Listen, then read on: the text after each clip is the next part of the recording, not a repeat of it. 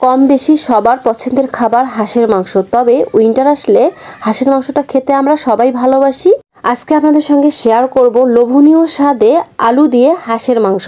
কম বেশি আমরা সবাই হাঁসের মাংস রান্না করতে পারি, তবে আমি যেভাবে রান্না করি সেটাই আজকে আপনাদের সঙ্গে শেয়ার করব। চলুন তাহলে কথা না বাড়িয়ে রেসিপিতে চলে যাই। এখানে আমি হাঁসের মাংস কেটে ধুয়ে পরিষ্কার করে নিয়েছি, আপনারা দেখতেই পাচ্ছেন। চুলায় একটি প্যান বসিয়ে তাতে পরিমাণ মতো তেল দিয়ে দিয়েছি আর 2 কাপ পেঁয়াজ কুচি দিয়ে দিয়েছি। পেঁয়াজটা সামান্য একটু ভেজে নেব। দেন এ পর্যায়ে আমি অ্যাড করে দিয়েছি তেজপাতা আর দারুচিনি, সামান্য একটু ভেজে নিয়েছি। পরিমাণ মতো হলুদের গুঁড়ো আর দিয়ে দিয়েছি 5 টেবিল চামচ মরিচের গুঁড়ো। ঝালটা একটু বেশি দিয়েছি কারণ হাঁসের মাংস একটু স্পাইসি হলে ভালো লাগে। দিয়ে দিলাম পরিমাণ মতো লবণ, দিয়ে দিলাম 4 টেবিল চামচ আদা রসুন পেস্ট। এ পর্যায়ে মশলাটা সময় দিয়ে খুব ভালোভাবে কষিয়ে নিতে হবে।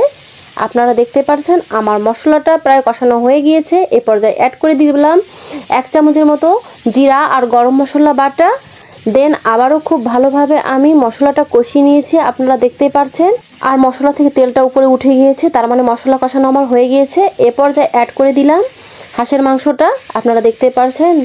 দেন এ পর্যায়ে মশলার সঙ্গে খুব ভালোভাবে সময় নিয়ে হাঁসের মাংসটা কষিয়ে নিব।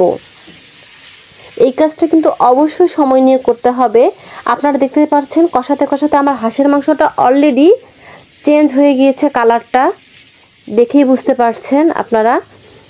খুব ভালোভাবে আমার মাংসটা কষানো হয়ে গিয়েছে।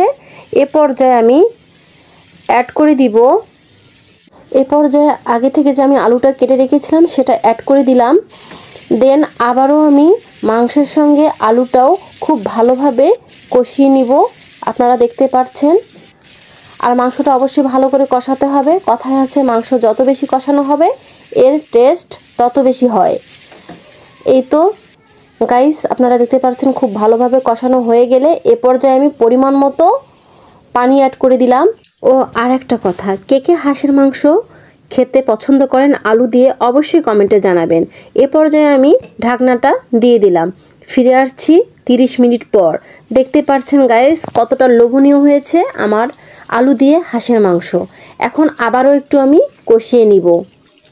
এ পর্যায়ে আর একটু ঝোলটা টেনে আসলে, যেহেতু হাঁসের মাংস আমি ঝোল খুব বেশি রাখবো না, আর একটু ঝোলটা টেনে আসলেই আমি নামিয়ে পরিবেশন করে নিব। আর গরমে যারা হাঁসের মাংস খেতে ভয় পান, উইন্টারে কিন্তু যে কেউ অনায়াসে খেতে পারেন, এতে সমস্যাটা কম হয়। তো গাইস দেখতে পাচ্ছেন আমার হাঁসের মাংসটা অলমোস্ট রান্না হয়ে গিয়েছে। আমার সিম্পল রেসিপিগুলো যাদের কাছে ভালো লাগে, একটু উপকারে আসে, তারা অবশ্যই লাইক কমেন্ট শেয়ার করে পাশে থাকবেন। আজকের মতো এ পর্যন্তই। আসসালামু আলাইকুম। নেক্সট কোনো ভিডিওতে দেখা হবে।